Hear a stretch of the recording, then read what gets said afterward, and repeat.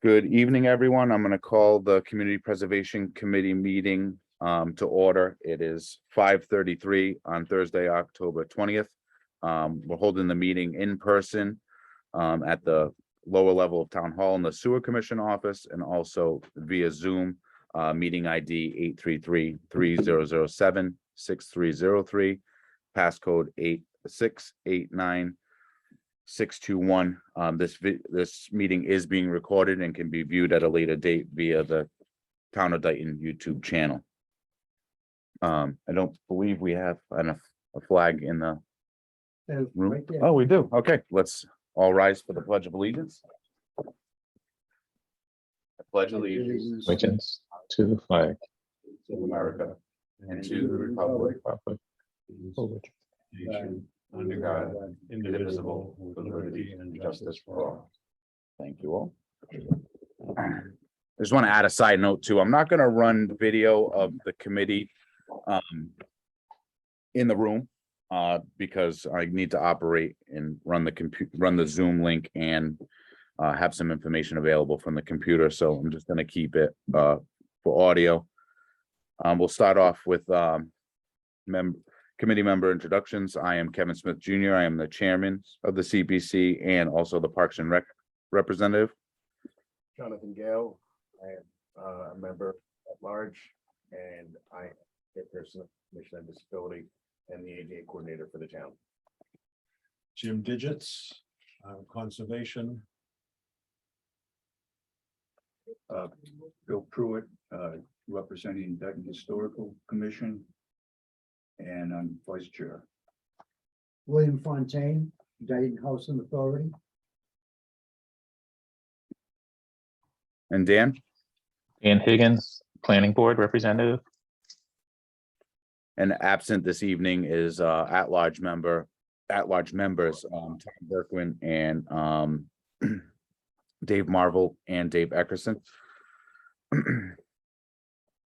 The first thing we had on the agenda tonight was financial reports, which typically Mr. Eckerson handles for us, but he's not with us this evening. I do know that he's been working extensively with the town accountant to kind of sort out. Oh, speak of the devil, here he is. So we'll hold off 1 second.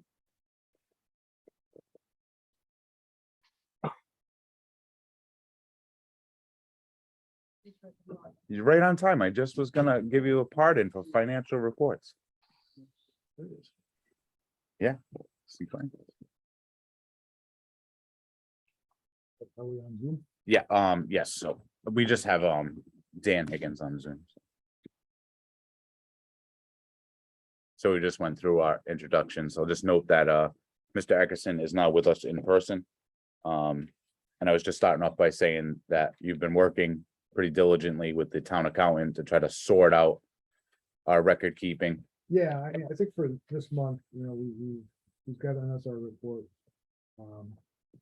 And we have to take this as kind of the gospel, which is what is coming out of the books. Now, is what you're holding, is that the actual, That's is the CP2. the CP2? Okay, so we're actually gonna discuss that later. Right. So, Yep. So we will get to that. The financial report does line up the 9049 that you gave me. And so, I don't know if Dan's here. yeah. Yeah, Dan, can you hear us all talking? I can hear you. Yes, thank you.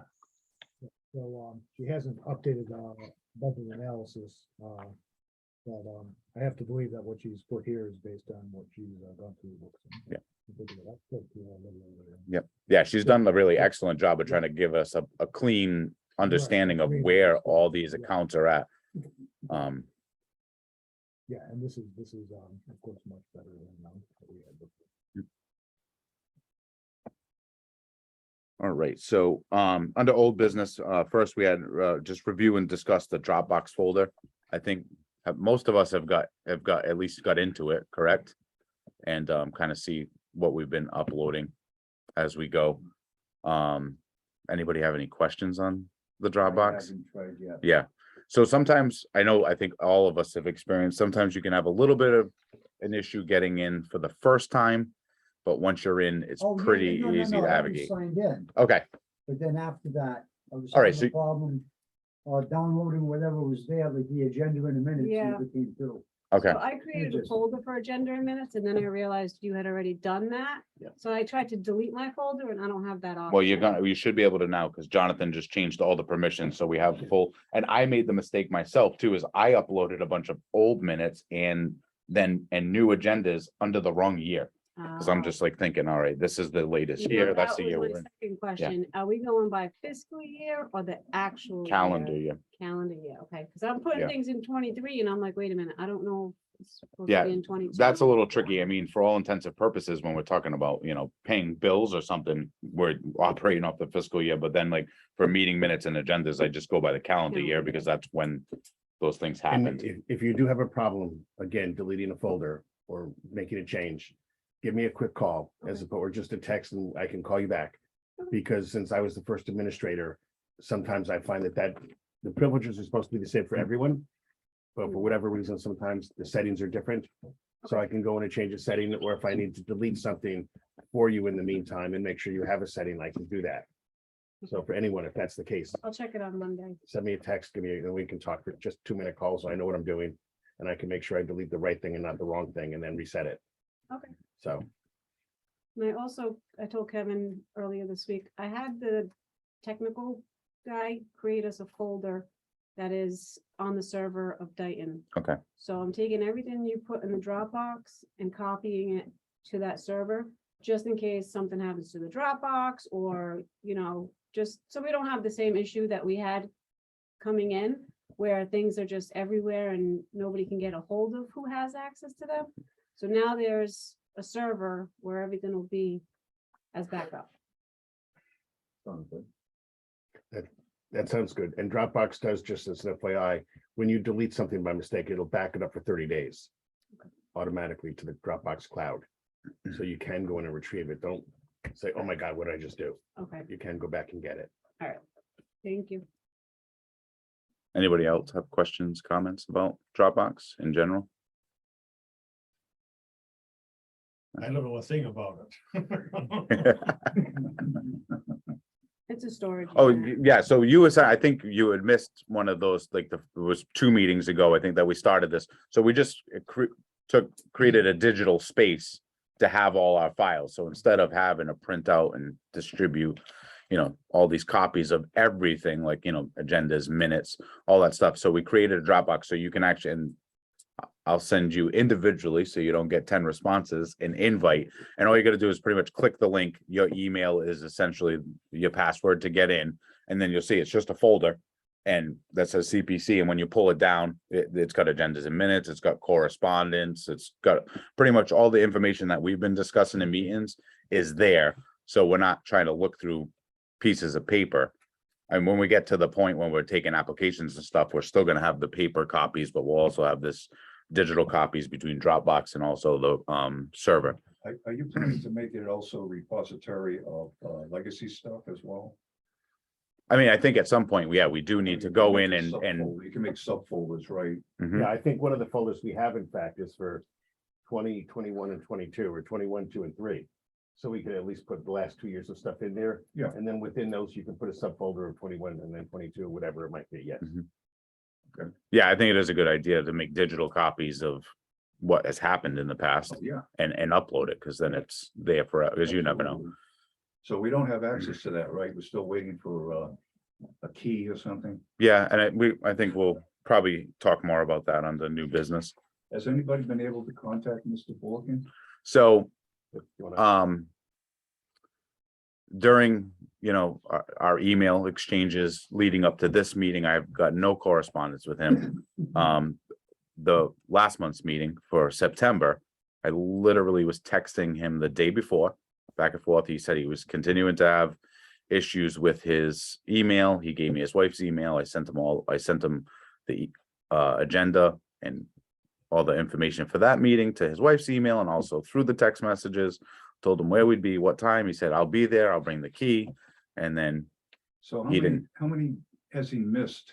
well, I think let's bring that up under new All business. right, but I do just to- wanna follow up on that. Yep, Okay, All right, so I think we're all good on Dropbox, but like, if you want to, if you're getting in there and looking for something and you're having an issue, you contact myself, Jonathan, or Elizabeth. I think we're all well versed in how to find you what information you need, and same thing for you, Bill.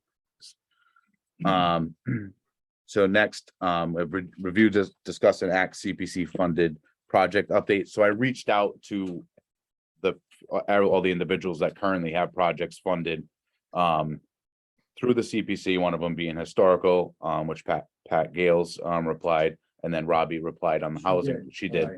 She replied on the housing project. So I'll just run down those quick. I think it's a good practice to kind of see where everybody's at, Right. because if you go back in the database where we uploaded our projects, like for the state reporting, there's some things that have got canceled in the past, and we want to know, like, if a project's not happening, we want to know that that project's canceled so we can return that money or know where the money is at. I'll start off with myself real quick with Parks and Rec stuff. So the North Dayton ball field fencing and lighting project, which was approved in annual town meeting of 2019. That the original approved amount for that was $62,500. To date, we've expended $50,302. All the fencing is 100% complete. And then with Bristol Plymouth taking over the lighting project, that's a work in progress, but it's underway. I believe at least 90% of the materials for that project, because we're only purchasing the materials. We're not spending any money. There's no labor cost. All the materials except for maybe a few small odds and ends have been purchased. So I believe we're going to be real close to somewhere in the $5,000 to $8,000 under budget range on that project, which is good. And the things that we got to be mindful of is, so when it comes time for next year's annual town meeting, we need to write warrant articles to return all these monies to their respective places, if they came from the unreserved fund or specifically open space for these projects. For the playground project, that's like 99% complete. There's some little odds and ends that, obviously it's open, it's functional, it's safe. There's a couple little odds and ends that still need to be addressed there. To date, out of the $210,000 that was approved originally, we've spent $199,803. I feel like that's another project that's going to be probably have about 5,000 to give back. So that's also under budget. The town clerks. Well, hold on a second, but Yeah. How about if we just give Kevin our appreciation for that project? I took my 10-year-old out to that. Even as after it opened. See how we appreciate it. Excellent. That's what we like to hear. Yeah, it has been widely used. And we haven't got I don't think I've got a single complaint. Just one. Somebody said they thought it was a little dangerous for some age groups, and we're like, that's part of the fun, is you got to be able to get a little bit hurt. Calculated risk play is what they call it. So I spoke with the town clerk yesterday for his vital records restoration and preservation project. He's currently working with the town administrator to finalize the paperwork to secure a vendor through a sole procurement. It seems to be through their research, there's only one vendor available that can do the complete project for him. They're just kind of going through the nuances of getting all that approved, because it's not like a state bid list thing where they can go directly to the vendor. So hasn't happened yet, but they're working on it. Let me pull up. I have a couple email correspondence for historical. Let me just go through that quick.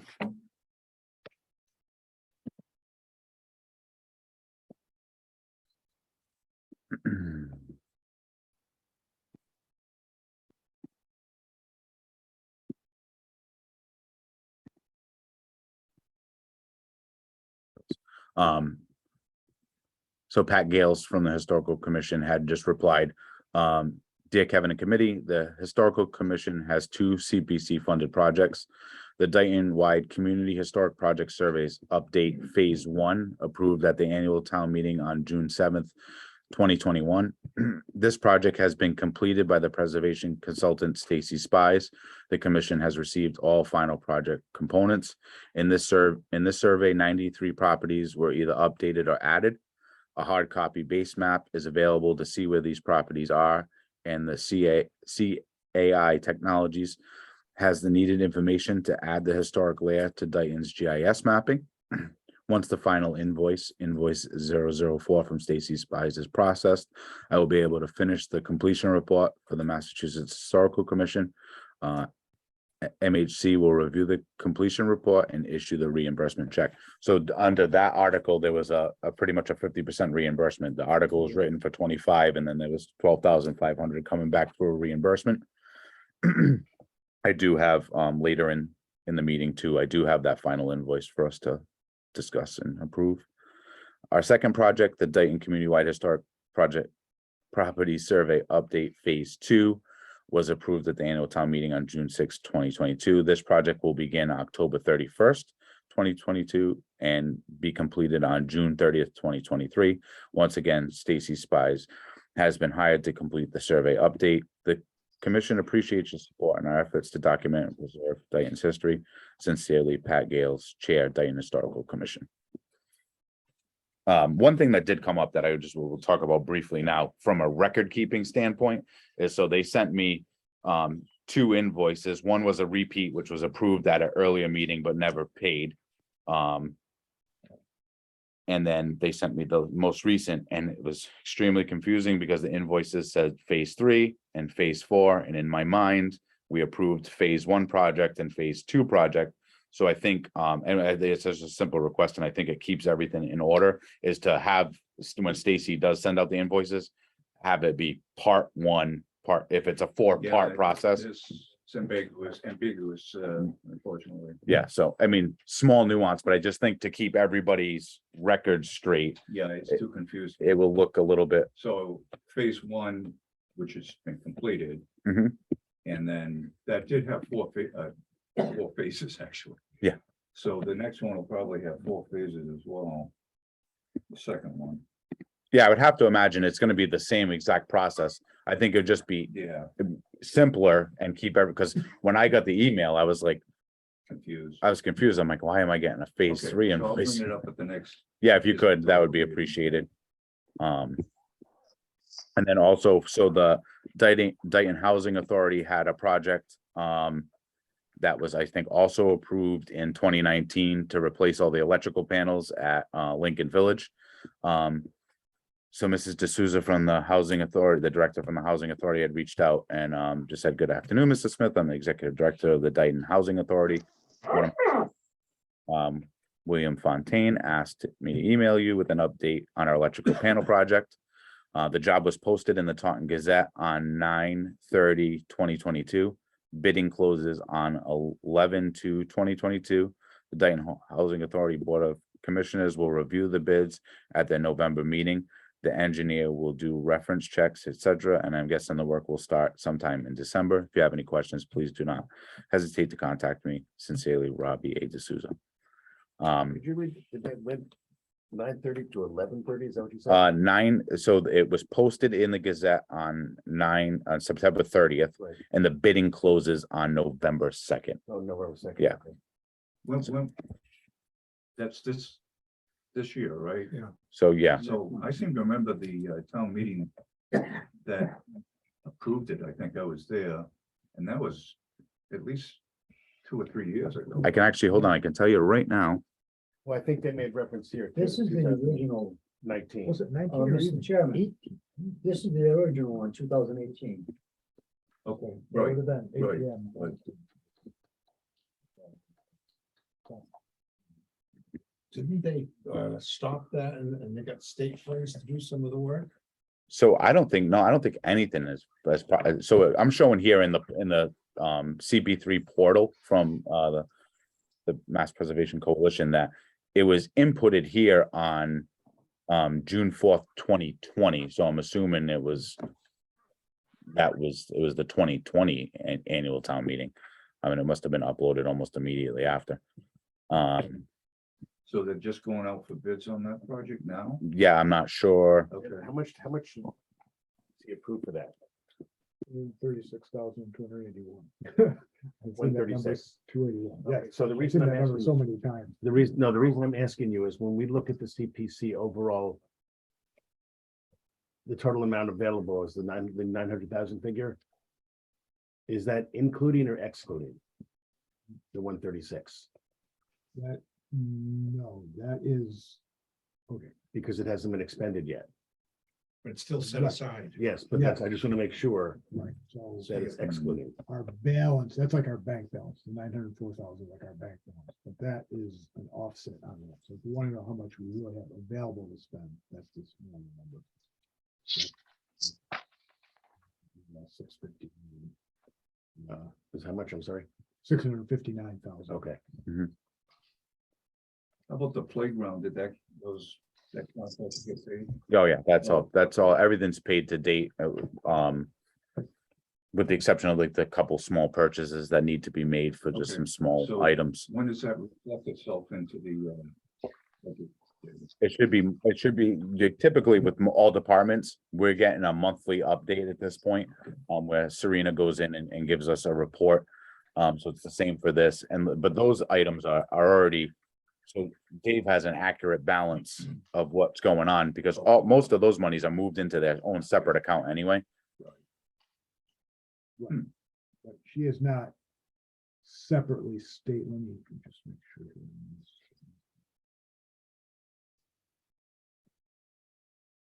Right, she has not separately stated the 2022 town meeting articles on here. But,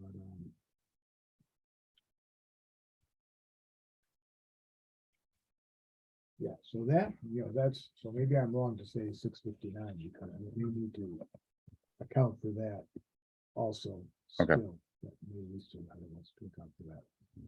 I just didn't want somebody who may be listening later to say there's 900 and some odd $1,000 when that's, It's not accurate. it's not the accurate figure of what's really available, because some people will focus on that first figure. Part of this, what's gonna happen too, relatively soon, is we're gonna get our matching funds from the state too, so that balance is gonna change. Yeah. With the, Right, once right, all our right. paperwork is submitted. Yeah, this was before the- So actually, there should be three numbers then, what's in the account, what has been approved for expenditures. And and the third number would be what is left in Right, to be what- spent. What can we, Yeah, what can we spend? So to Right. speak, without- available funds for expenditures. Was that something, I mean, outside of the sheets that we receive from the accountant department, that's something that we're almost gonna have to break up on our own, have our own, I think that's essentially more or less. Only only during the year. I think we can, Serena keep up with that. Yeah. Well, I think it'd just be easier for everyone to understand, because looking at that, if you're not looking at the way that, especially the town does our budgets and does our accounting, it can be confusing. So I think it would be nice if we can produce some sort of really simple Excel form showing, just kind of blank, easy. Yeah. And that- Numbers. At one time, this was a simple Excel form, but, Serena added all her accounting adjustments there, and some of these things say like incorrect length, so some of these things. We didn't even know we had spent the money. We realized they were. Right, but I think that's where it comes back to, it's important to do these project updates, because just like that, like the North Dayton Playground, ball field fencing project, that's old money. This housing authority money is old money. So it's good to know that we can close out certain things if those things are completed. Just wondering, when did they you talked about a checking account because it naturally makes sense. You're gonna send checks out. Contractors or whatever. So. I would assume, which is probably wrong, that the town accountant or somebody does that transfer from CPC some account, say the playground, for instance, Mhm. which got approved on the Oh, that was a while ago. That wasn't it this last? No, it was this last one. Was it really? Yeah. The final. project Okay, that was actually so before we did when it. Wouldn't it make sense to move that money after the favorable vote? It does. Okay, Yeah, so once that, like, once we approve a warrant article, that money automatically gets put into a Okay. separate account number. Goes, submit the bill to the town accountant, she hands it over to the town treasurer, they cut the check and send it out. So, but it's not coming out of the check isn't cut from our undesignated reserve fund. It's no, cut, well, that's what yeah. I mean, because that's certainly the right way to do it. However, it seems to me that since most of these numbers are public, right? It's in the public domain, all the accounting numbers in the town. It's too bad they don't have something where we, like a web page that we can go and see the running account of any particular running number of any account. So for instance, if we want to know the bottom line on the CPC, what do they call it? Unreserved. Yeah. account or something. Which now we don't have that.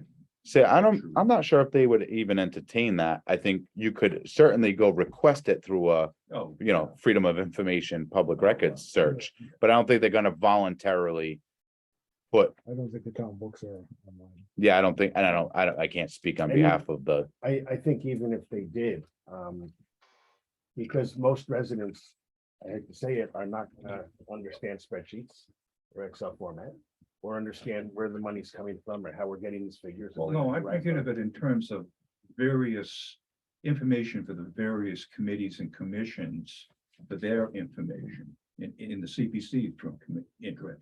I certainly, as a CPC member, would want to know before anybody shows up with an application. Well, how much money do we have in the bank?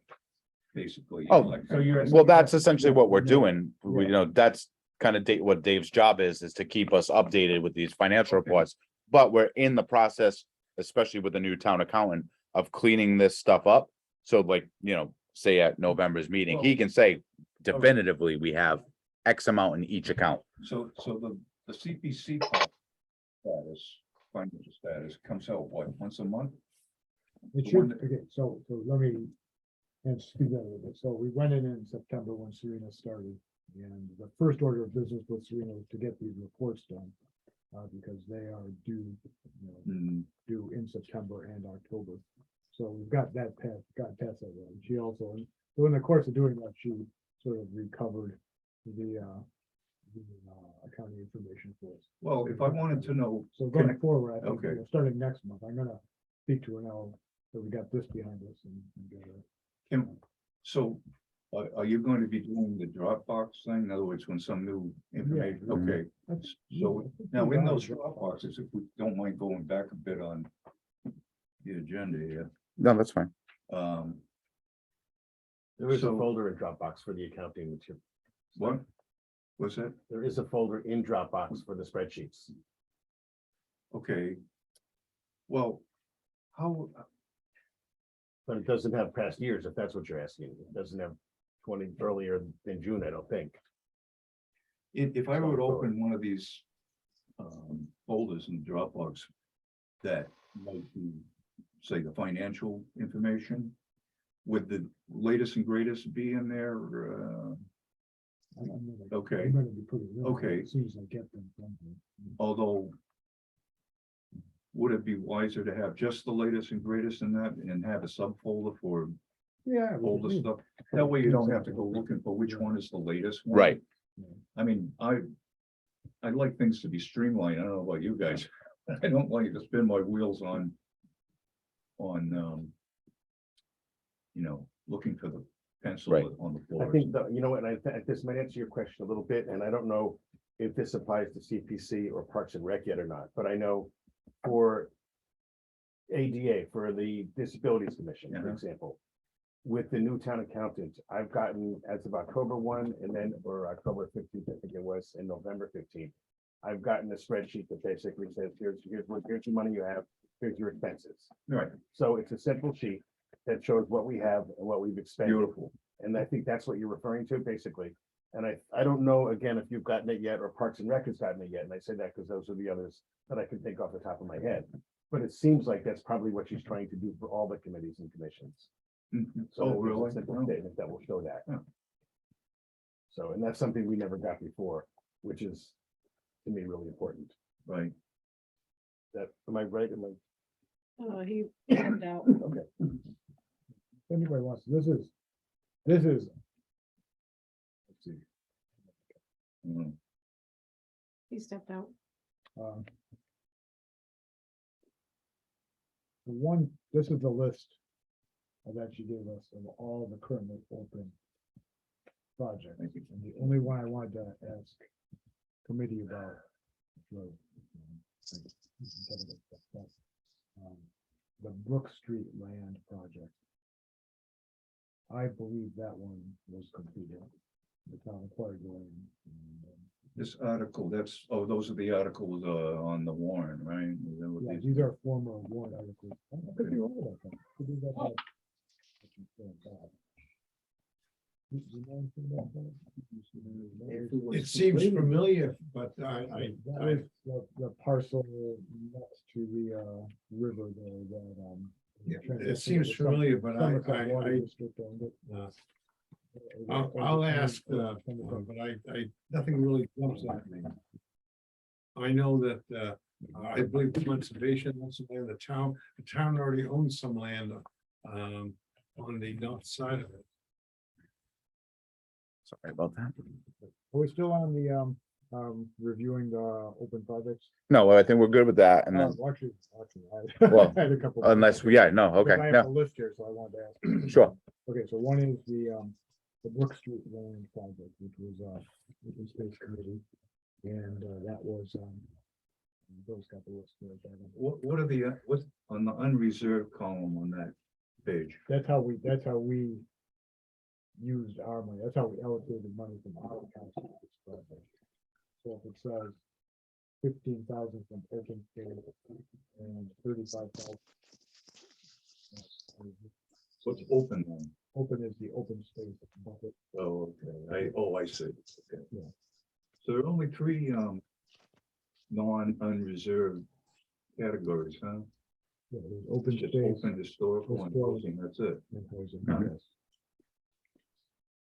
Yeah, so I do see that where we have, and I caught that today in the CP3 database that, you know, there was, it says project in progress from 2018 with that.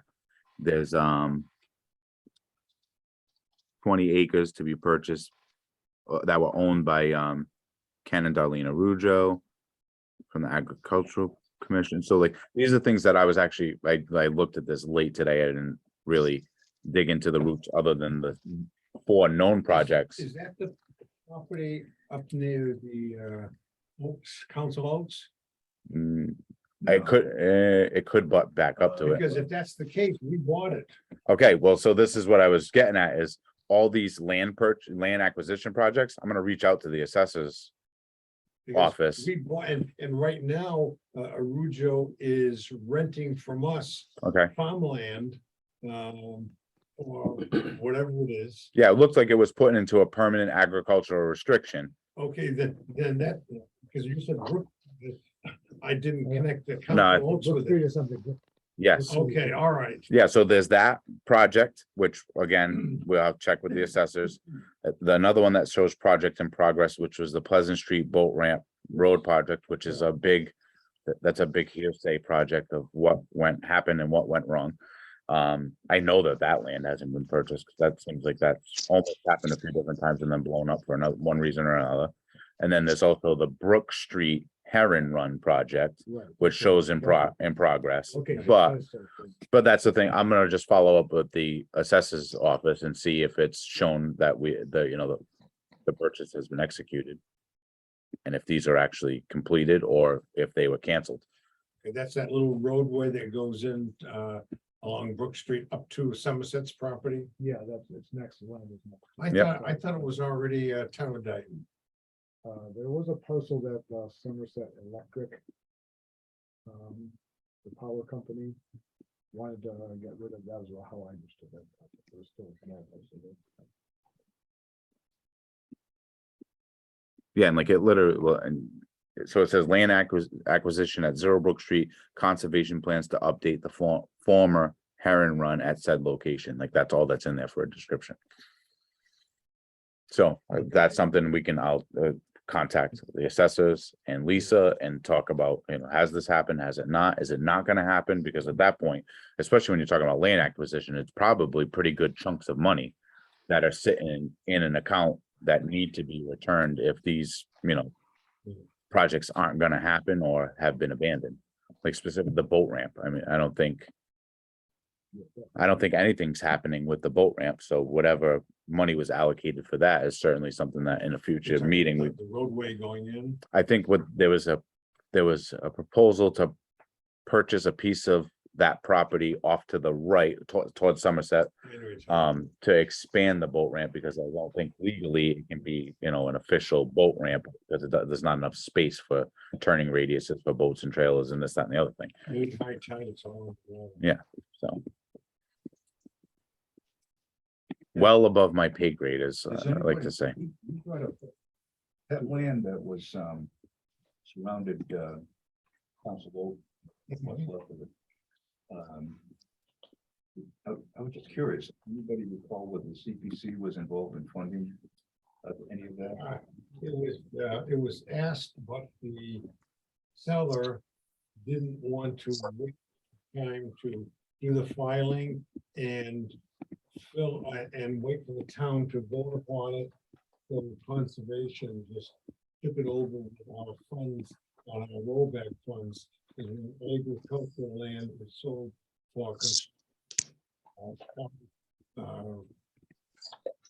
is that had been reduced, they must pay the difference between the reduced amount. Oh, yeah. We get that funded, so that's what we did our But purchase. that was, that wasn't.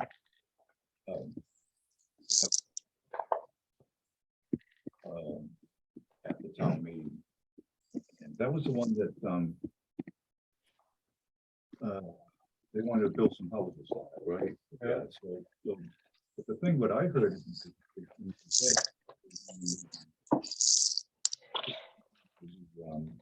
Planning board had its meeting on that. And half of that money that they spent, oh, it was a lot. It's maybe 500,000 or something. So, Not that much. we don't have anything to do with that. All right, so, but didn't Taunton chip in half of it? I think you're Yeah. correct, Taunton did. Well, that's, the rest of it. Information. Do they have a budget of their own? No? Okay, that's interesting. I For, didn't do that. for land, that, in other words, like we bought a lot of land around Broad Cove. Mhm. And even tonight, I'm going to make a, hopefully some kind of a statement, requesting people, old farmers, if they want to save their land and leave it to posterity, they can put in agricultural Right, restrictions or conservation restrictions, rather than having contractors gobble it up. Because most seniors now, they're going to be sufficient, they're not going to need $1 million and, you know, to live on. all right, I don't want to get too far into the weeds on that, let's keep rolling. Yeah, I've only got about 15 minutes. All right, before- so quick, because this is something that we'll need to approve. We have review, discuss, and act the CPA annual state financial report. So that we already, CP1 was already submitted by the assessors department. CP3, which is the project updates, I submitted in mid-October. Oh, no, I'm sorry, mid-September, and then October 30th, the CP2 form, which is Community Preservation Fund report for FY22 was completed by the town accountant. So she pretty much just filled this all in. And I'll just run through it quick. So collections from community preservation surcharge, so which is the 1% of our tax dollars, question, was $126,163.75. The district from the state fund, which is their matching percentage, was $51,665. Earnings on investments was $1,694.76. We have nothing under gifts, grants, or donations, and then other, which is interest appropriated to the fund, liens and interest was $1,424.90. So in expenditures, the historical resources expended $8,125. And then under other, which is community recreation, it was $5,989.06. Giving us a total of $14,144.06 in expenditures. There was $782.80 in administrative expenses, and then under other, which is undefined, is $1,167.47, bringing us to a total of $16,064.33 of total expenditures, and then a total fund balance as of June 30th, 2022, $1,069,844.06. And then she also provided the sheets that Dave has, explains, what accounts this is all sitting in. And then the next page is the fund equity. So in line 3, which is fund balance reserved for open space. So open space currently has $40,876.87 available. Historic resources, $85,876.87. Community housing, $25,876.87. Fund balance reserved for special purposes, $257,866.94. Fund balance reserved for Community Preservation Act undesignated, $659,346.51. And then that brings us to the total community preservation fund balance, June 30th, 2022, $1,069,844.06. $257,866. That is, those are the amounts that are, that have been voted and are pending the projects getting carried out. So that's your automatic, just for all intents and purposes of record keeping and knowing where we stand. That immediately, so that you're taking that number right off that top. Right. And then we know that our true balance of what we have available is less, that 1,069,000 number, less the 257,000 number. Yeah. Correct. When the matching funds money comes in from the state, does that come up once a year?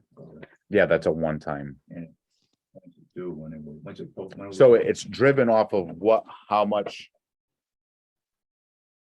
what we collected from our surcharges, and then how much funding is available based on community size. So that was part of the training with Stuart Saginaw, whereas he was explaining a little bit of that. And actually, one thing that's going on now is they're still in that negotiation of trying to Right.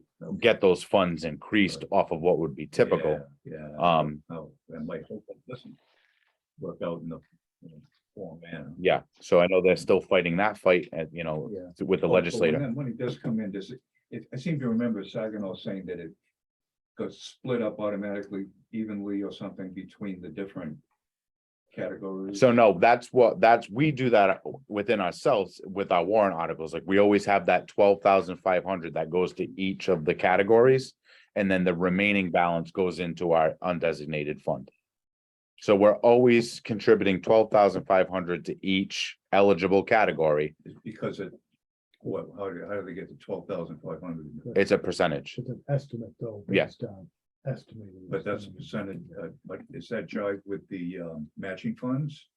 Yes, Talking- yeah, okay. so you're taking the total number of our, what we charge plus the matching funds, and then distributing that based on the percentages, because I think it was 10%, 10%, 10%, Surcharge and is then what, the 1%? the 1% of our tax dollars. Okay. That's only the surcharge.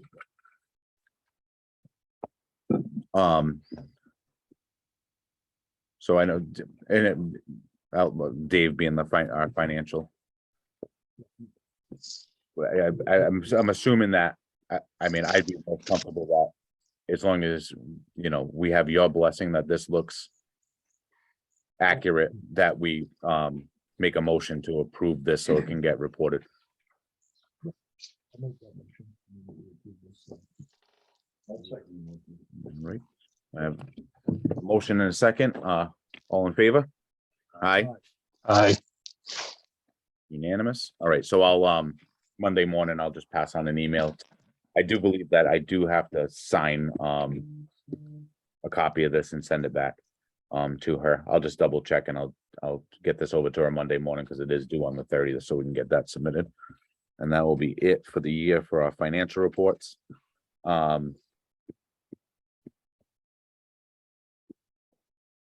Is everybody good on time if we keep rolling for a little bit long? I know you have to leave shortly, right? Yeah, I gotta get ready over next door. All right, I mean, as long as everybody's all right, we're kind of just jumping into the application process for a little bit. We only have one other thing that, let me just close this out. Dan, you still good for a little bit? I don't want to keep everybody too long. No, I'm fine. So I just briefly want to talk about the application process. I'm gonna pull it up. That's another thing that, through Dropbox, we spent a fair amount of time, cleaning up the language, on a new application as opposed to because previously all we had was an application for eligibility, very basic information. And then we had pretty much a fictitious application for funding.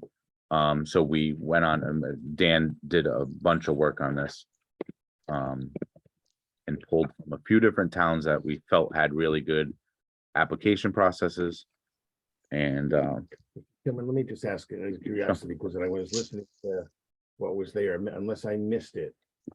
In the instruction and application process, does it make sense to require an agreement in the application that, and I'll tell you why I'm saying this, that once if something is approved, that every 6 months they give us a brief update of description of as to where the projects stand? it's in there. Okay. It's way down in the guts. Okay. Well, actually, that might have been something that, and Dan, feel free to chime in at any time, because I know you spent, a fair amount of time on this as well. I'm trying to just find what Jonathan was commenting Dan, on, what because I I'm- know Dan, making that, What I'm thinking about as an example, and this is why I say every 6 months, which is even just an email update as to where things are at from the date, it's approved, in effect at town meeting, for example. Because I'm thinking as an example specifically right now with the housing authority. Mhm. Yeah. There was the proof of the housing authority, that was 3 years ago. They're just getting to it now. okay, And let me, I don't want you to just go on a big, long explanation, only because we actually did cover this. So just to give you, because I think this will answer your question right away. So Dan, I'm just gonna chime in real quick, because remember back you had put the note about the only town that mentioned Mhm. under the bylaw. So I kind of Right. went and changed some things around. So under step 7, which is the disbursement and monitoring funds, we put it, there's a note in the bottom, and I kind of cleaned up I took out a lot of what was there that made it sound like it wasn't really feasible, from a legal standpoint from the town. So we put a note that the committee may request project status updates from CPC fund recipients. The purpose of such updates is to track the progress of funded projects, aid the committee in refining the community preservation plan, and identifying issues that may assist future applicants. Also, each funding request must include the project dates and the period of time within which the requested funds are to be expended. If that time period has passed without project completion and funds have not been expended, the CPC will request fund recipients attend a regular CPC meeting to determine whether an extension of time to complete the project and expend the funds is needed, or if the project will no longer take place, vote to return the funds to the respective account at the next town meeting.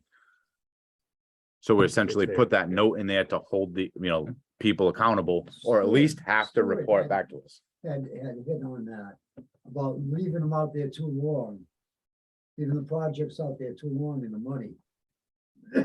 So it is noted in the new application Right. that you Yeah, should, well, yeah, like, yeah, yeah. because some projects, it might be a 2-year project, and that's fine, but we need to know that it's a 2-year project, and if it doesn't get spent, we're gonna ask you to come back.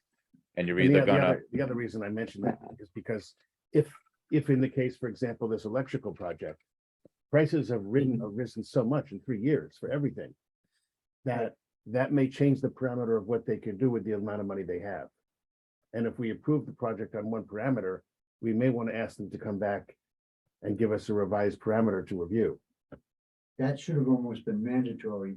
But I don't know all the specifics because I am new to the housing authority also. But it's my understanding that this has been held up between either the engineer or, I don't want to say contractor, but it was one of the two who was sent down by the state to do the paperwork. Right, and what And then I'm not just- picking on this project No, specifically. no, no, no, but I'm just I wanna saying, from what I understand, and that's what the whole problem was. The engineer wasn't getting the paperwork in on time, he wasn't answering calls. I've spoke with Robbie, and evidently the guy that they did have, who was like a house doctor from the state, he wasn't doing his job right. from what I all right, understand. so I just, that's what kind of like going backwards into Right, project updates. I don't think it really pertains to the application process, No, so, but this answers my question. Yeah. You answered, so thank you. so just to So stay that on, would limit, what you have in there will eliminate thank you, Mr. Digits. any of that not knowing it. The thing is dragging on and Mm-hmm. on and on, because you can tell them, I wanna know what you're doing with the money. Right. Well, and that's why I'm Right. I'll continue for now, as long as I'm the chairperson, to ask people for updates, because I think Of it's course. important for us to know, and it's not, we're not asking you to fill out a bunch of paperwork. It's like, hey, let me know where you're at. Is there, As I said, I don't know the whole story. so in this new document, is there like a drop dead date where you've got to return the money? So no, actually, hold on, let me just ask something of, Dan, do you have this pulled up? Or do you I want? do, me- I have a copy. I have a copy. Well, we're all, you and I are looking at the same thing. So no, we're gonna you almost have to let the folks dictate their time frame, because every project is so different. Like say, for instance, with the town clerk, if he knows that, that's an 18-month process to do that project, outline it, but also we're gonna ask you to update us. So if we know it's going longer, but it's still underway, that's fine, but if it's something like, you dragged your feet for 3 years and you said you were gonna take 2, well, just over, if it's been 24 months and we get to 26 months and we haven't heard anything from you, we're gonna ask you to come in. You're gonna either have to ask for extension, or, we'll have the option. Now, keep in mind, we can vote all we want to return the funds. It's still gonna go through town meeting. So it's not an automatic, it's not like we're automatic, and that was part of the language that I think the original document that we edited had in it was like, oh, if you don't use it by X date, CPC reserves the right to Well, revoke the whatever. funds. Yeah. We can't like technically revoke it. It still has to go to No. town meeting. But following the favorable vote, it sort of sets it clock. Yes, So does it? Well, even on the old document, there was a space for estimated time of completion, Mhm. right? Yep. So that's nothing new. so have you gone in the Dropbox to look at like some of the new Some of them, application? but not that. Not some of the new A, stuff. a lot of the new application just gives a lot more information to the applicant. So, we put links in there for project eligibility. So it's like, with that little chart that we got in the training, Right. whether or not your project is eligible. Mm. One question that I know Dan had rose was, Dan, you want to just talk quickly about, what you were talking about as far as eligibility determination?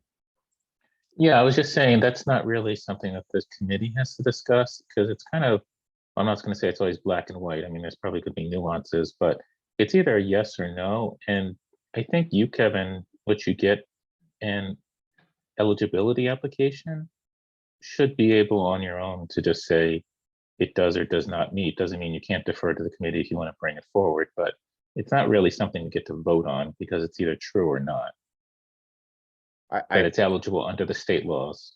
I thought that was a good point, and it does help us expedite the process for the applicant, like especially if we get close to a town meeting or a special town meeting.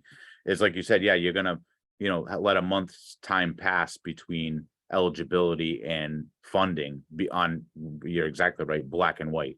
I think it's certainly, like, you make a good point also, if it's, you know, something that would be considered out of the ordinary or not a normal CPC funded project, then certainly we should meet to talk about whether or not we all deem it eligible, but I think 99% of the time, Well, I'm trying to remember, in the eligibility application, does it talk about estimated project time to complete? so no, so the way that it's laid out right now, is, and so I have it set up that so project eligibility determination forms will be, and there's a link to, right to the CPA website or the Community Preservation Coalition that gives them all the information they could possibly need. They obviously can certainly reach out to any one of us.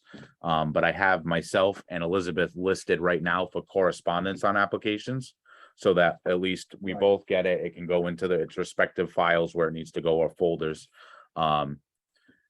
And then from that point, so the eligibility determination form didn't change a whole lot from what we have. It just looks newer. It doesn't look like an old PDF. So it's project title, project sponsor, organization. So, like, you know, if it was Parks and Rec, the contact, and then what program area, open space, historic, community, or recreation, and then a brief summary of the project. So there's no, it's been a while since I looked at that. There's no, financial, business in there at all? No, because it's strictly, at that point, we shouldn't be critical on the project itself. It's just they're asking, is it eligible or is it not? So, when does there's a second trip they come back Mhm. for what we call funding or something. There isn't any funding application, right? Well, there is now. Okay, So step 2 is prepare application for funding, and it's completely laid out the project budget, bids and quotes, project timeline, visual materials, ADA compliance, preservation guarantee if applicable. I'm not going to read through the whole thing because we'll be here all night. And then documentation. Yeah, you have control of the site, purchase and sale agreements, all that.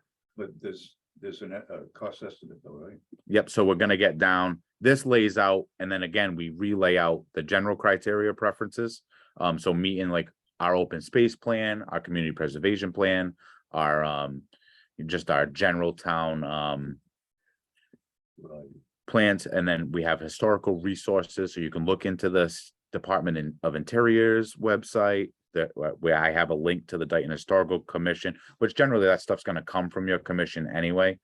So there's estimated completion date. Well, I'm trying to get down to, I'm Okay. scrolling through a bunch, so we gave people way more information than they can probably possibly need. But what we're trying to do is take as much Oh. guesswork out of it. And so submit application again, so I put, completed applications be submitted no later than 14 days prior to our next scheduled meeting, which is typically held on the third Thursday of the month. Again, to myself and Elizabeth, and obviously that can be updated, you know, if a new chairperson is there. And then we have the application review, step 4. Step 4 is our committee review. So we have an application review, public meeting, our committee recommendations. Step 5 would be town meeting, award letter, and then down at the bottom, so there's a whole 1, 2, 3 page with specific cost breakdowns, all the project information you need. So it would be pretty much just a recap of the eligibility. And then the project summary and goals, projected action plan and timeline, list of steps needed to complete the project. Project status reports that will be due in time to report back to town meeting. List and describe any comparable projects, future maintenance costs, property information if applicable.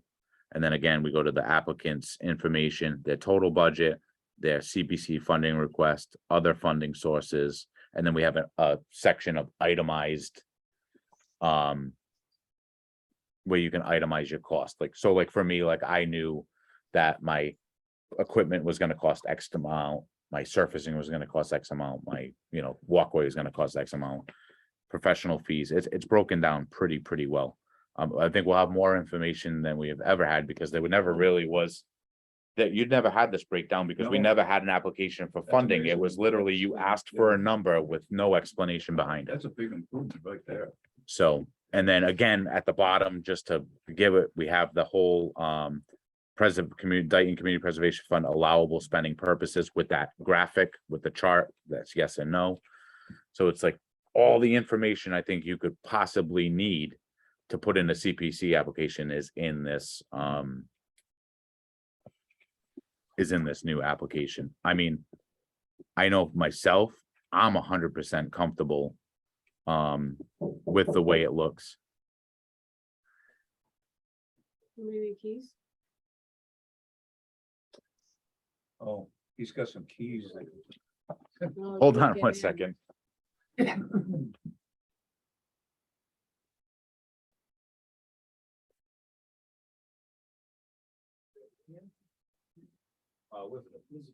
Do you have a key for the old town hall? No. We're locked out.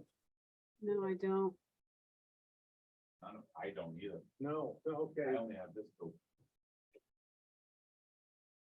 Does Dave have one? Possibly. Dan, I mean, I know you kind of filled in a lot of this stuff. Do you have stuff you want to add? No, only, I mean, I agree with you, and the other thing is it's a living document. It can be amended anytime we feel like there's a gap or we missed something, so. Yeah, I went in and kind of just went past like the notes that you and I had put in there.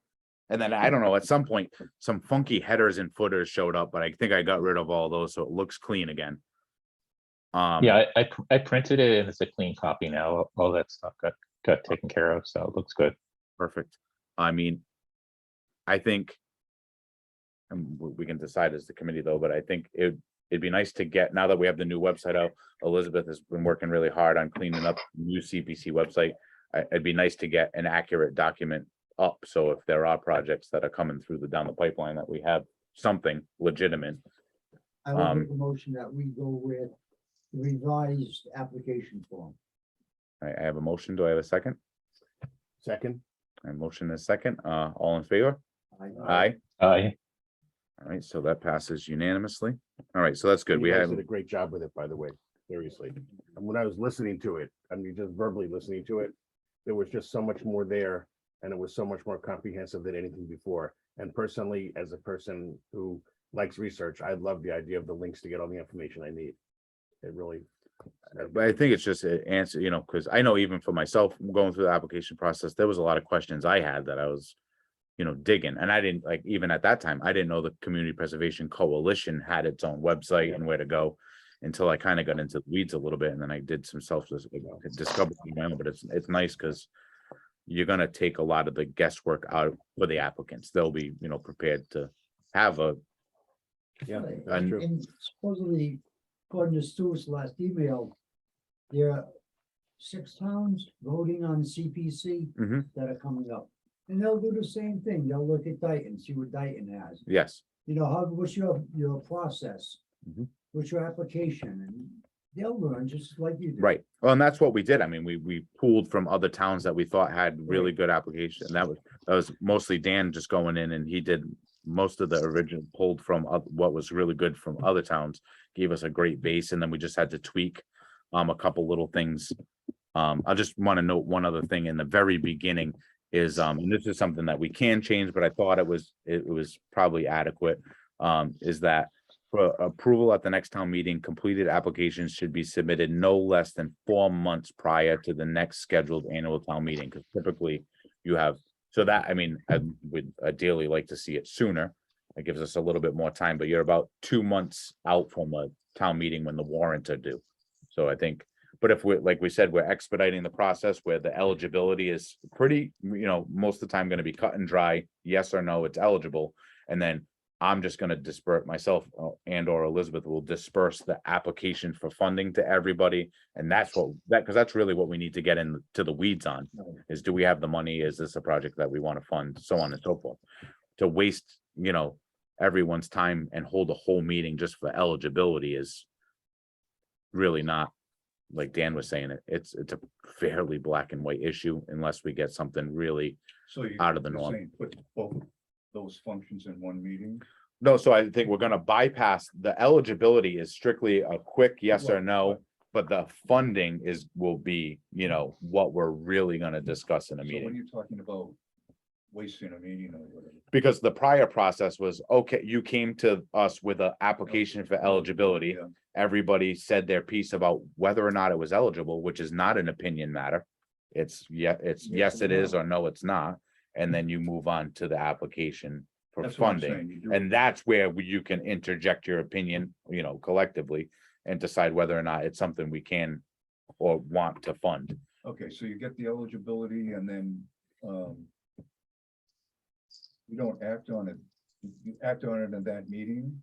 In other words. So vote no, on it actually, I think if we want to, if everybody's in agreement, I think we'd have to have a motion to make this part of the process, is that it would be the responsibility of the current chairperson to approve or deny based on eligibility, and then we would strictly be meeting on application for funding. Well, but you'd still have to vote on the application, for eligibility though. You don't have to. You don't have to. No, because again, I think it was a wasted step in the process. Like Dan was saying, it's a yes or no, black and white based Who off the makes the chart. decision? I think well, that's what we kind of need to discuss is, do you make it, we can make it we can keep it the way it is, have somebody come in, do an application for eligibility. We can all sit here and look at the little chart and say yes or no, it isn't. Or we can delegate that's the responsibility of the current chairperson to say yes or no to eligibility, and then That's- just, That's a controversial item, though. I'm not sure. It one is. Person can, arbitrarily, If I may, that's part of what Stuart said. You have 5 categories that you can put these projects under. If you come in with a proposal to run $600,000 because you want a nudist colony out in the back, and you wanna buy it, as soon as you go to Kevin, he's gonna go, doesn't fit the criteria, no. Instead of everyone meeting to listen to one, I don't wanna say absurd, but it either fits under the categories or then. Yeah, Dan, No. can you interject a little bit? Because I think you had just a good explanation of, Yeah, I mean, from the presentation that Stuart did, I mean, the categories are set by state and even federal guidelines in terms of some of them. And there's strict criteria about what kinds of things you can do for each, with explanations about each of those things. So it's not an opinion about whether something's eligible. It's not like you get to like, I like it or I don't like it. It's either a fact, it is or is not eligible. It's almost a legal opinion, that it is or is not eligible. It just doesn't meet the criteria of the state laws as they're laid out. And unless Kevin's really confused, and if he is, he's probably not going to reach out to the rest of us. He's probably going to reach out to the CPC, commission for guidance. well, You'd let him just do that. that may be the case from, say, 90, 80 or 90% of those. Mhm. But there's bound to be a gray area one that comes oh, in. absolutely. So what do we do then? The concern that I have is that I think, and I'm being frank, sitting here, I think I trust Kevin's judgment as the current chair to do, I'm gonna use the word, the right thing and make the right decisions based on what he's presented. I don't know if whoever the next chair is and when that occurs would be capable of doing the same thing. And I think one of the things that we're trying to do in some ways, and I hate to put it this way, is take the politics out of this. And I say that because, in terms of what you said, Dan, in a way, they can use the chart and determine where they fit in terms of eligibility. And you're right about that, but to some extent, that chart, even though it's meant to be a determinant factor, it's still it's a question of, do I think I fit in bucket A, B, C, D, or E? And the person who's doing this, or the group doing it, may think they fit in bucket A and C, and we may determine, no, you fit in bucket E, and that may change the parameter or not. So I think I'm not just, I think, to me, it's important for the chair to be able to come back with a recommendation based on what was submitted. But I don't know if the chair should have the sole authority to say yes. Yeah, because that's a critical, that's a point of fail, well, not point of failure, but in other words, if any of these if any of these entities are come in looking for money. And you make the decision arbitrarily, we say we allow that. And in fact, we have to But vote for that. we're not given, at that point, there's not even a dollar amount discussed. No, Nope. no, I understand what the application process, I mean, the application of eligibility is, Mhm. yeah, you look at a piece of paper with the little bar charts and all that, right? Mhm. Okay, but keep in mind that if it doesn't pass that, and in this case.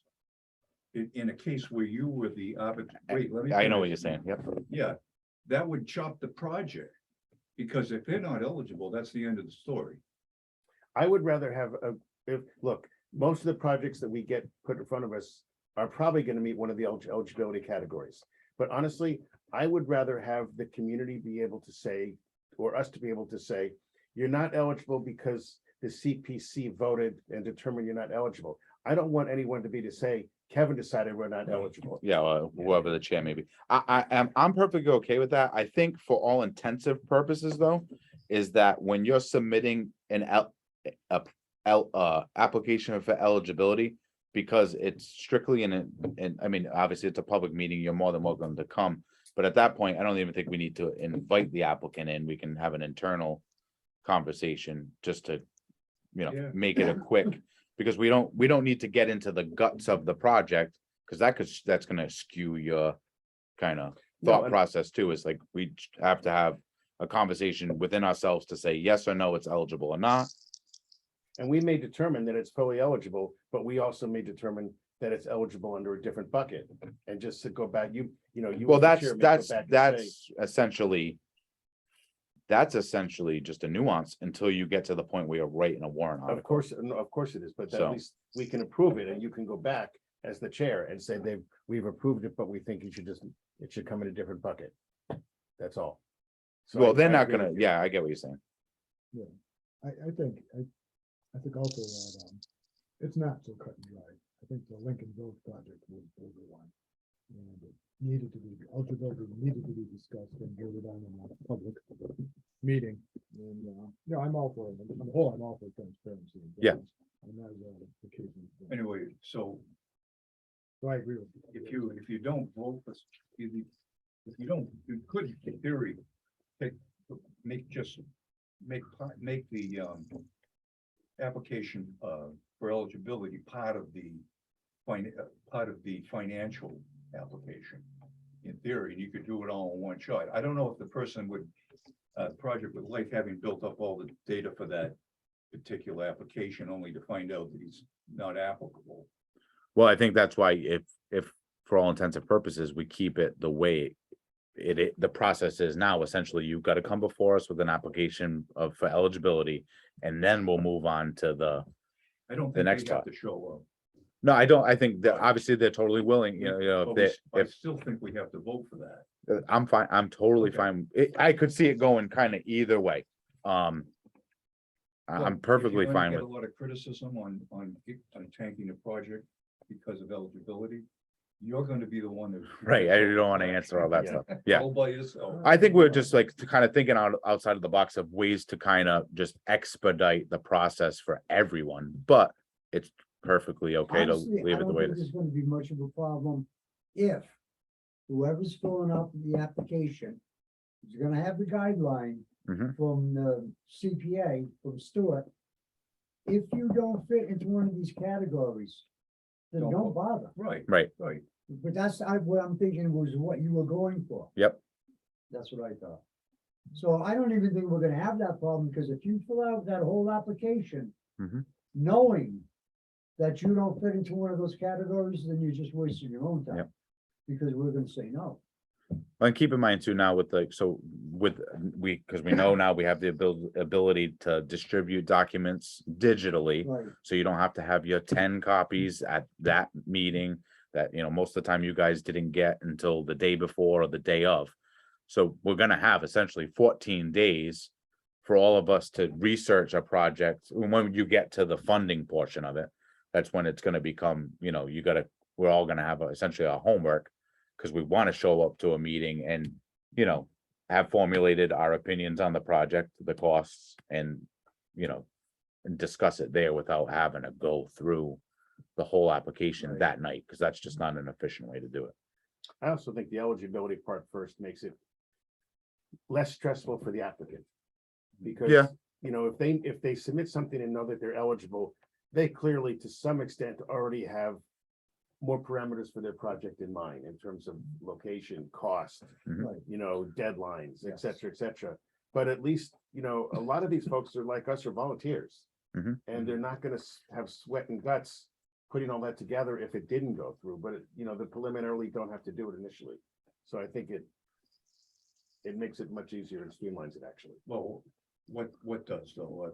If they're submitting an application for eligibility Right, no, before no, I the understand financial- what you just said, but before the whole financial package. I'm still coming back to this business of,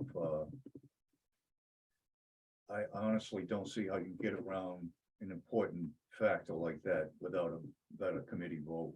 No, I think we're all agreeing in the end, there should be a committee vote on it. Okay, At least that's what I'm hearing. Maybe Yeah, I'm wrong. Yeah, so we don't have to do anything at this point. We're gonna keep the process as with the steps outlined in the new application. So step one being application for eligibility, which we'll vote and approve, and then you'll have to follow up. because I can think of, as reason I mean, thinking about this gray area in that, process is, in upcoming, I think upcoming, by the town or the board of selectmen to us, to put an application in for the new library funding. Mhm.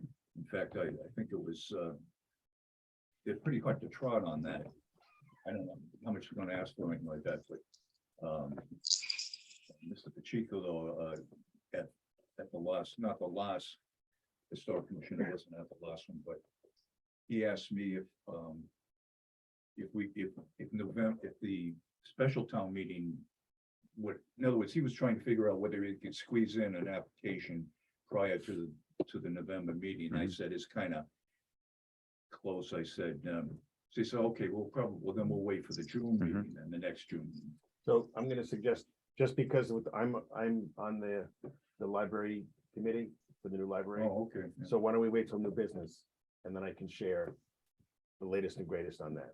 Well, But I well, note your- The only point I was trying to make about the library was not about the library, but is because I think there's going to be a gray area on that. Right, In terms of what kind of how much alterations they do on the interior and so forth and so on. So I think that's just. yeah, and we had that conversation with Stuart about some of the, again, going to the Department of Interior of stuff. Right, right. But we'll let them send us the application and we'll cross that bridge when we get to it. Okay. All right, so we're good on application process. So what I'll do is so everybody, it might be a little bit easier for everybody to read. I'll extract this as just a Word doc and I'll email it to everyone. So like you can literally download it as a Word doc and read it instead of trying to get through Dropbox. And then also you'll be able to upload it to the website. So that's good. Annual public hearing, I think still maybe a little later in the year, we can kind of discuss when we want to set that, maybe with the turn of the new year. I think we're still so in the weeds on so many things. Where did we have it in July? We had it already. Well, Yeah, it's no, kind of that's quite late. again, it's like, So there's no but we need- would, I think, again, we can discuss it and vote on it at a later date, but I'm thinking like January would be a good time because you want to get applications in prior to the next annual town meeting. That's it for old business. New business. Oh, wait. Kevin, I'm just gonna have to drop off. If Okay. you don't mind, sorry. Oh, no worries, Um, Dan. Okay, but I'll catch up later with everything that's done from here on, but thank you. All right, Thanks thank for you, all your Dan. work. Bye. So under new business, we just have review, discuss and act, historical commission invoice. So Pat Gales had submitted the final invoice for phase one, in the amount of $4,375, which will complete that project. So I'll entertain a motion to approve that invoice or submit that invoice for payment. I'll make a motion that we approve the invoice in the historical commission for $4,375. Have a second? Second. All in favor? Aye. Aye. Yep, so we'll get that submitted and that project will be completed And then they'll be moving, like she said in her update, she'll be moving on to the phase 2 portion of it. Still 5 of us here, right? Kevin's question. Do Yep. two of us have to sign that for the account, sign the check request? I think, no, it'd just be like submitting a normal invoice. So I just put the, I have I put the account number and just the signature of the, it really, it's usually typically the chair or the vice chair of the clerk. We don't have to submit it. No. Nope. Anything else anybody else wants to discuss under new business? Mr. Chair, I'm gonna bring up the conversation of the documents that we still need in order for prior documents locked in the file cabinet. And how we are going to, there's two different things here. One is how we're gonna get access to the documents that we need. Mhm. And then the second thing is to discuss the future of that particular member as part of the CPC. So I'll go with the first item, which is, if I could, I would like to, and I may have to do this in a motion, and I'll make the motion and then we can discuss, which would be a motion asking the chair or the chair to discuss with the town administrator, sending a certified letter to the former chair, asking him to provide a key as well as all of the documents in his personal possession within, I would say honestly, 10 days of the date of the certified letter signing.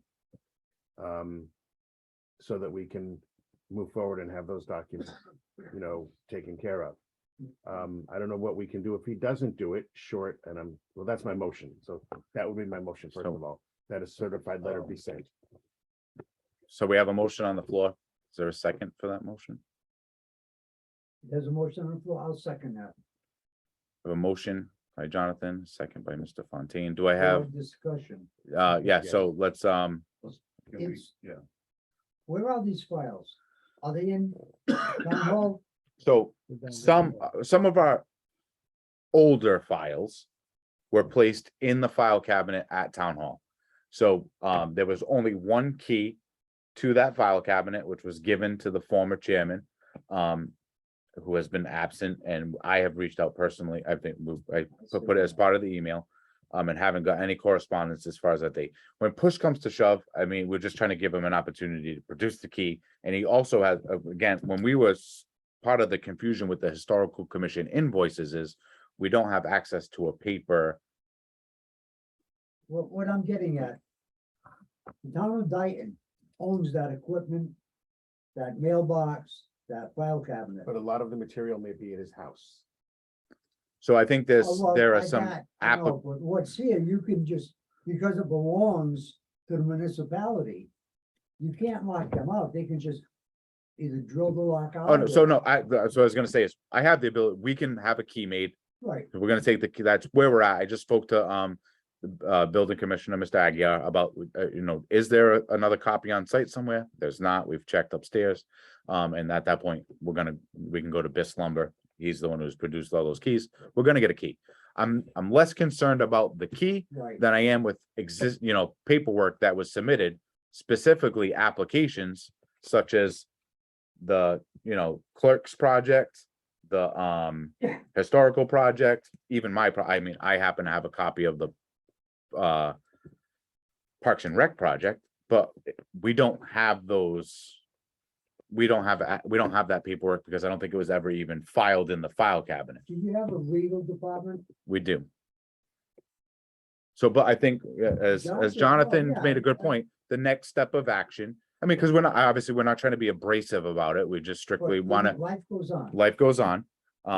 So I think. a certified letter is probably Right. the Yeah. simplest and Oh, I thought you were getting, that the files were like in this room, in that file cabinet. No, I think. If it's town property. oh no, I'm not so much worried about being able to yeah, I think actually this is access. Trying to take sort of a hard line, but a soft step to saying, hey, if you're not part of this anymore, which would be my next motion in a minute, I hate to say it, but if you're not gonna be part of this anymore, then step up and give us what we need back to go forward. These are legal public documents.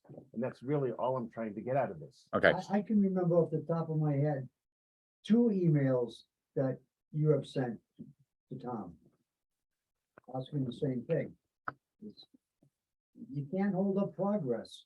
Well, I've also, to be fair, I've spoken to him, one time on the phone and another time through text messaging. Just to try to, because I know he had prior issues with email, so I wanted to give him opportunities, let's figure out a way where we can communicate and get this all sorted out. And still, again, he hasn't been present since So- July. Okay, so again, what did he say he was gonna do? I mean, did he say he doesn't want to, he doesn't have time, he doesn't? He hasn't said it, as of not, he didn't correspond at all to this meeting, but to the prior meeting, he said, I'll be there, I will bring the key and I'll bring my paperwork. Yeah, So, and then he didn't come, which is, I mean, it's fine, everybody has You things that almost- don't. Almost need to put in what Jonathan thinks is going to be the mix. So, yeah, so with that being said, I mean, we have a motion and second to send a certified letter to Mr. Berkwin requesting that, you return the key to the file cabinet and any documents, to town hall within the next 10 days. Of the date of the letter, right? So, can we take a vote on that motion? That's- All in favor? Aye, Uh, so that's unanimous. So I'll draft an email to Town Administrator Mullen, and I'll ask him to send a certified letter. So I the- bet- I there's think another new business thing that can add on here. right? Yep, So what's the status now? How many members, how many active? Besides, well, with Mr. Borkin, how many active members do we currently have here? we have a full board, so, Which is 9? um, I thought it was 9. Yes. Okay, do we have 9? yes. Because Okay. we have a So representative the from every, Quorum is 5. Yep. Okay, so. All right, so. I think Mr. Borkin has missed at least 3, maybe not 3, at least 2. this is the third consecutive. Okay, so the rules state in the bylaw for, in general, the general bylaw for commissions and so forth. Yeah, that, I think it's if you miss 3 during a Calendar, yes. year, then you are considered to be no longer on that commission. I think that's what it says. I can't be 100% sure on that, so I can't. It doesn't say that you're no longer, it's not an automatic disqualifier. Somewhere it does, though. It might be on another director. There is a large list of excused absences, so to speak, when it comes to Well, that. Who's the recipient? In other words, who do you call in sick to? Or who do you call? What's? Chairman, right? Right. Have you received anything? I haven't received anything, stating that, besides he did say that he was gonna attend September's haven't meeting, Heard any but I haven't excuses? got any, I do Reasons not why have he any hasn't. correspondence for absences. Well- Which, to be fair, like, Dan, respond, I can't be there in person. I'll participate via Zoom. Dave Well, Marvel, let's put it this way. you know, these are same 3 thing, I can't be there. Unexplained absences. Mhm. So if I'm not mistaken, I can't really make a motion because I'm not sure legally what the rule is, but I thought that it was 3, and I don't think it has to be consecutive either. It's just 3 out of that 1 year. Mhm. And if you're up more than that, wait a minute, I think it's more than 3, isn't it? Or is it 3? So again, I don't know for sure. So what I'm gonna suggest is to go where you're going with this, is to, if it's okay, let me make a motion. And let's see if we agree or first on the wording of the motion, because it may cover what you're looking for. If that's okay with you. Correct. We need a little time here to, we can't do it right now. So my motion would be that we direct the chairman to send a letter to Mr. Berkwin, advising Mr. Berkwin that we are considering removing him as a member of the CPC at our next meeting. However, prior to, we would like to give him the opportunity to respond to the chair in writing as to whether he agrees or disagrees, and if he disagrees, what is his rationalization for not being able to participate in the prior 3 meetings. Now, if he doesn't respond, then. Then we So can move forward. So I have a motion. Does somebody want to second that and then we can have discussion? So is that being seconded or it's not being? No second, no discussion. It dies. It dies. All right, I go ahead and propose a motion. Move that we direct the chairman to research the town bylaws with a view to seeing whether they apply in the former chairman's case. Okay. Yeah, but we don't just want to do that. That So- doesn't mean, it means you gotta. So hold on, okay, so And my point is. Jonathan's motion is dropped. dropped. I have a motion from Dave. So do we have a second on that motion? I Well, didn't quite hear it. So All for, right, move to that, we direct the chairman to review the town bylaws with a view to seeing if the bylaws about missed meetings can be applied to the former chairman of the committee do I have a and second? report at the next meeting. I would- I'll I would- second that. Well. Okay, we're gonna have some discussion anyway, Mhm. right? Right. All right, you- so- You need a second to discuss it. Okay, I think the letter basically is telling them you want the things, but yeah, you're right. Was that position elected?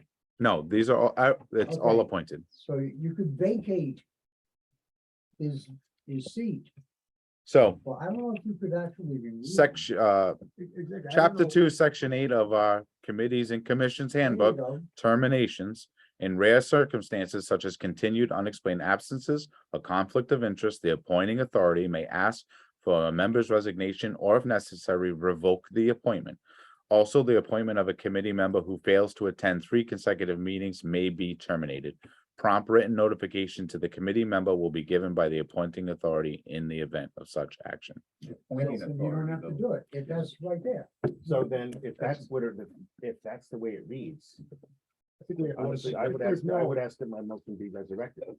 Well, So hold on, just while we're discussing. Right. So essentially for at-large members, which Mr. Berkwin was, the appointing authority is the Board of Selectmen. So for ourselves, that we're representatives, our appointing authority would be Parks and Rec, Historical, Housing, Right, that's right. respectively. Under this, we would have to make as a committee a recommendation that the Board of Selectmen either ask for the resignation or But you have to- terminate. You have to first send a letter to him. I don't have to, but was that the, in other words, you send a letter asking what's the story, Tom? That is not necessary. That is, I think, a courtesy. courtesy. Right. Do you want to do that still, or? I'm happy to move in the direction that the majority wants to Okay. move in. I think, to So I be fair, Mr. Berkwin put in a lot of work. He did express, when we reorganized, that he did want to stay part of the committee if there is a legitimate reason why he has been able to hasn't been able to attend. Let's give him every fair chance that we can to start to, participate again if he's willing and able to. But we, at the same time, let's also ask if you're honestly not able to Oh, for if- any if- particular reason He or has willing given- to. He's really given us, he's not been very professional with us. He's not given any reasons why he hasn't attended any of those meetings. I agree I don't with see you. why we should give him the benefit of the doubt then. We should, I think, this is my opinion, and should just make the recommendation to the Board of Selectmen that he be taken off or removed from CPC. All right, so real quick, just to keep things in order. So we have a motion and a second to look into the bylaws. So quickly, all in favor of, unless, You just did. Well, now hold on a second. Okay, is that the entire story on the bylaws? that is There's under, there's not other excuses that he could present. that is in this circumstance where we're talking about termination of a position. Can we go back and who made the motion? So Jonathan's motion was never seconded, so that motion was not presented to the floor. Dave has a motion and a second that we, research the That's- bylaw, which we've And done, that but was it. That let's was still, it. let's, to clean up that, all in favor of that motion? Yeah. But you just read, what did you just read? You read the bylaw. Yeah. So there's no need to do that. You already just did it. Okay. So really, we should just, Just have to make a and motion, since- you have to withdraw the motion, that's all. the Board of Selectmen is, I'll withdraw my motion. the Board of Selectmen is the appointed authority for an at-large member, correct? Correct. Okay, so the next step is to send a letter to the Board of Selectmen about it and say, we recommend. So actually that motion, well, we already did it, so that motion's kind of like, So if we go back to my original motion and just add, you know, at the end of it, you can add, I can amend the motion, we can Right. resurrect it and amend the motion to include at our next meeting, we will otherwise recommend to the Board of Selectmen. So hold on, you're causing a little bit of confusion Yeah. because your original motion was to send Mr. Berkwin a letter asking him to provide an explanation for his absence. And it seems like Mr. Right. Pruitt is talking about. No, I let's- know, I would, but what I'm saying is I would keep that motion. I would resurrect that motion.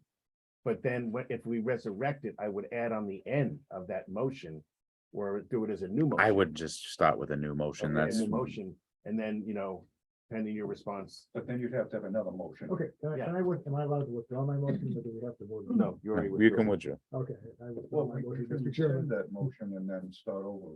Yeah, Right, I withdraw. so I can make a new one and I can add the part about the selectmen. Right. If you would like me to. And I think that's, before we even get into discussion, and I'm just gonna say, I know what you're saying about taking a harder line. But I think it's fairer to do it this way, especially where we're also sending them a certified letter. Asking for the key, et cetera, and the other documents. Yeah, I agree with that. So I think we might get a little more with a velvet glove rather than, Well, the way, I I don't know the know. way the selectmen work on these kinds of things. And they generally take a very conservative view. So the first thing they're gonna ask is, did you send them a Yeah. letter? Mhm. So I agree then we should incorporate the letter part. And if we don't get anything that satisfies us, then we recommend that the Board of Selectmen Okay. take action on it. Okay, that makes Yeah, more as sense. opposed to So- The chairman doing it, that's, well, no, the chairman has to send him the first letter. That would have to come from the chair here, I believe. I don't believe the chairman has the authority to remove someone. from- No, so what we're gonna, It's just one. Before- Wanna make a motion we're gonna for that. essentially ask him, like he said, In- through the town administrator, Right, the certified letter asking for. It's just an expansion of return the key, any documents, and also provide an explanation for your absence. Right, so let me put the Yeah. motion, do you want me to redo the motion? That makes more sense. Go for it. Okay, so my motion, I'm gonna leave there, we have the motion already that we've approved, just so everybody knows. For the certified letter for the key and the documents, okay? That's done already, so I'm gonna make a motion now. And I think it should be done in a separate letter, so I'm gonna do it as a separate letter. That we direct the motion is that we direct the chair. To ask the town administrator to send a second certified letter to Mr. Berkwin. Informing him that since he has missed 3 consecutive meetings of the CPC. The CPC is considering recommending his removal from the CPC to the Board of Selectmen. Based on whatever that site is that you had there. Committee handbook. The committee handbook rules and regulations, and we can put that little piece in there. We would like to give him an opportunity to respond to the chair. If there was an extenuating reason as to why he has not been able to attend the meetings and to potentially attend the next meeting and have a conversation directly with the members of the CPC. Failing that, we will make the recommendation to the Board of Selectmen to have his name removed as a member. at large. So I have a motion and I have a second. All in favor? Oh, you want to discuss? Let's discuss. I feel like we've done so much discussion. Just one that's why you thing. need to second. What threw me off is the second letter. How many letters are we gonna send? Two separate, because they're two separate issues. and I think we need to keep them separate. So one letter would be sent by the chair of this committee, right? They're both gonna be sent, they're gonna both gonna be originated by myself and sent through the town administrator.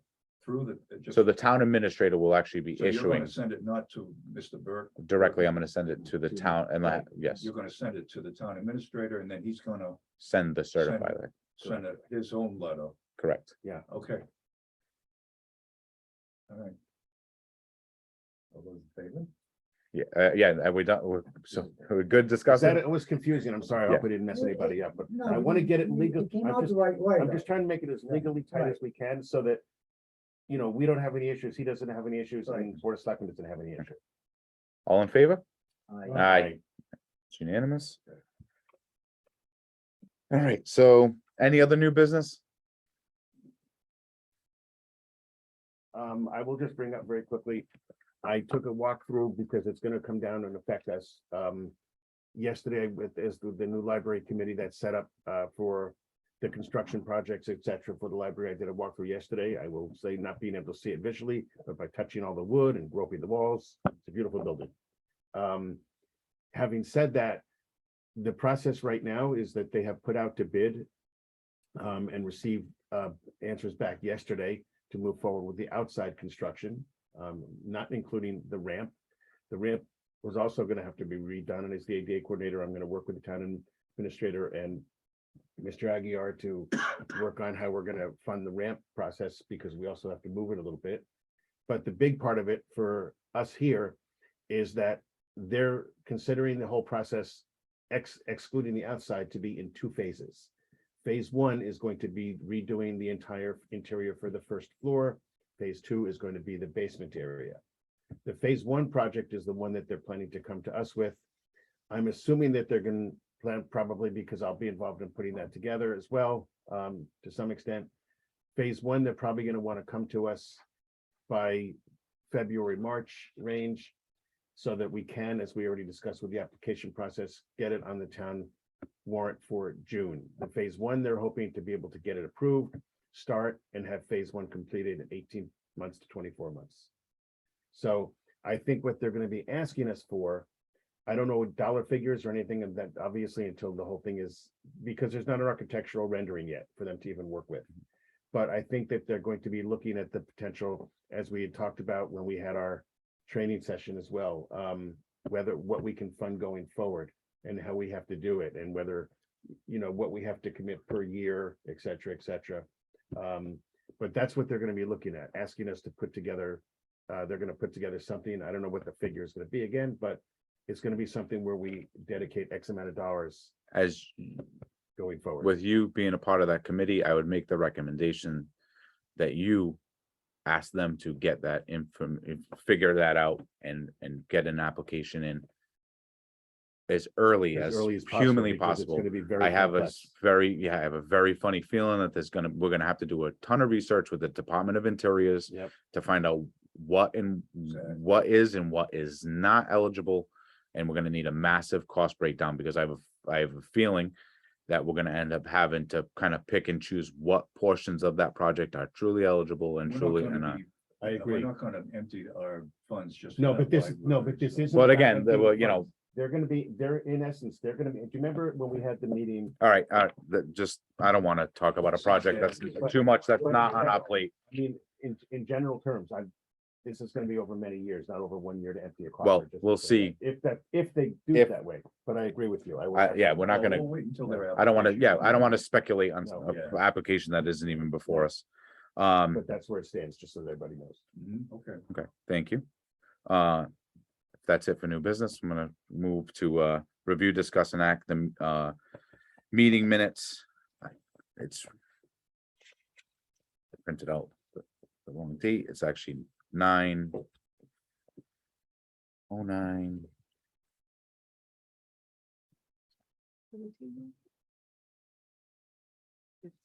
15. September 15th meeting. And Elizabeth did send those out to us earlier this week. I had a chance to review it. I don't know if everybody else did as well. Yes, I do. I'll entertain a motion to approve those minutes unless anybody has any, I don't have any revisions to be made. move the minutes be approved. as submitted. I have a motion. Do I have a second? I'll second. All in favor? Aye. Next meeting date, which should be the third Thursday of November, which puts us at the 17th. Yep, so it's the week prior to Thanksgiving. Do we have a location? It should be, we should be back to prime time. This was a little bit of a one time because of our early voting kind of threw up the schedule for meetings and meeting places. We can use it anytime, just so you know, for future issues. It is, yeah, if it is, it's kind of, it's a nice alternative option, but one thing that I missed about prime time is especially with having Zoom, it's nice to be able to run the Zoom on the TV and then be able to access the computer separately.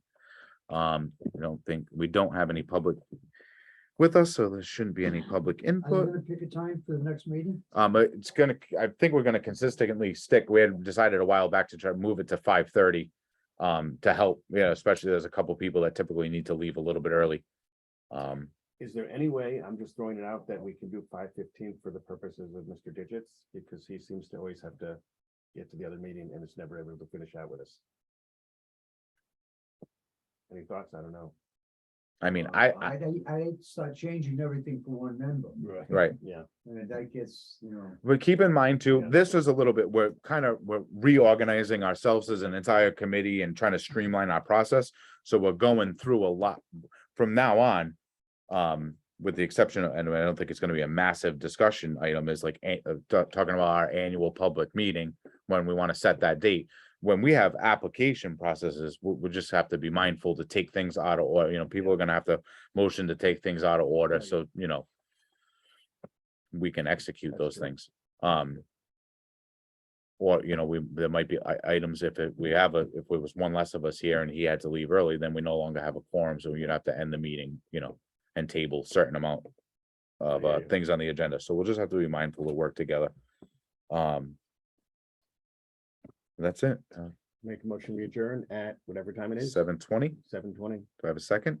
nobody's gonna second that. I'll second that. Any discussion? No? No? All in Oh, disfavor? yeah, all in favor? I'll take disfavor. Aye, thank you all so much. Maybe next week we'll have a blizzard in the way. Yeah, I'm just gonna.